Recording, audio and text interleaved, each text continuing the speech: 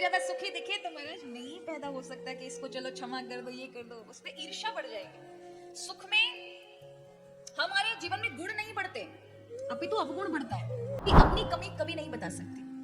बुद्धि जो है हमारी, वो हमारी कमी कभी आपको नहीं बताएगी, उस कमी को बताने वाला कोई दूसरा ही होगा।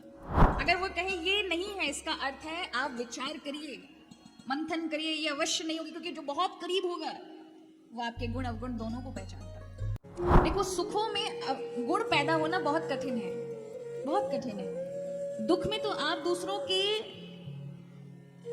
किसी को दुखी देखेंगे तो गुण पैदा हो जाएंगे आप में, लेकिन सुख में गुण पैदा नहीं होते, अब गुण पैदा होते हैं। किसी को दुखी देखोगे तो शायद हो सकता है दया पैदा हो जाए, अरे इसका मदद कर देते हैं, ये कितना दुखी है, अरे इसको अब क्या ही परेशान करें, वैसे ही दुखी है। तरह तरह के अच्छे अच्छे गुण पैदा हो जाएंगे। लेकिन सुखी व्यक्ति दिख जाए तो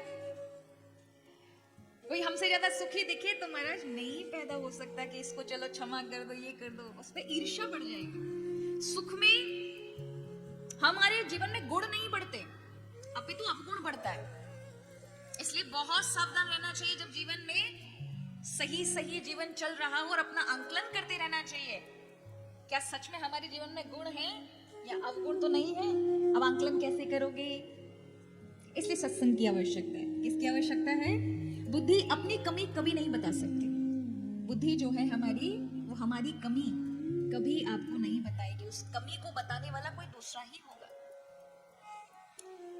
इसलिए कई बार जीवन में यदि अपने में कमी दिखाई नहीं पड़ती हो ना, तो लिस्ट बनानी चाहिए, और लिस्ट बना करके जो आपके बहुत करीब है उसको पकड़ाओ और कहो कि टिक लगाओ हम में क्या क्या कमी है। और एक और बात है, नाराज मत हो जाना यदि कोई अगर वो ये कह दे कि नहीं आप में ये कमी, और आपने कह कैसे दिया मेरे में ये कमी है ही नहीं, तो काम खराब महाराज। अगर वो कहे ये नहीं है, इसका अर्थ है आप विचार करिए, मंथन करिए, ये अवश्य नहीं होगी, क्योंकि जो बहुत करीब होगा वो आपके गुण अवगुण दोनों को पहचानता है। पर ये साहस आए तब समझो महाराज आप सत्संगी हो, तब समझो आप सच्चे वैष्णव हो, तब समझो आपके जीवन में सेवा नाम स्वतः ही आ गई है।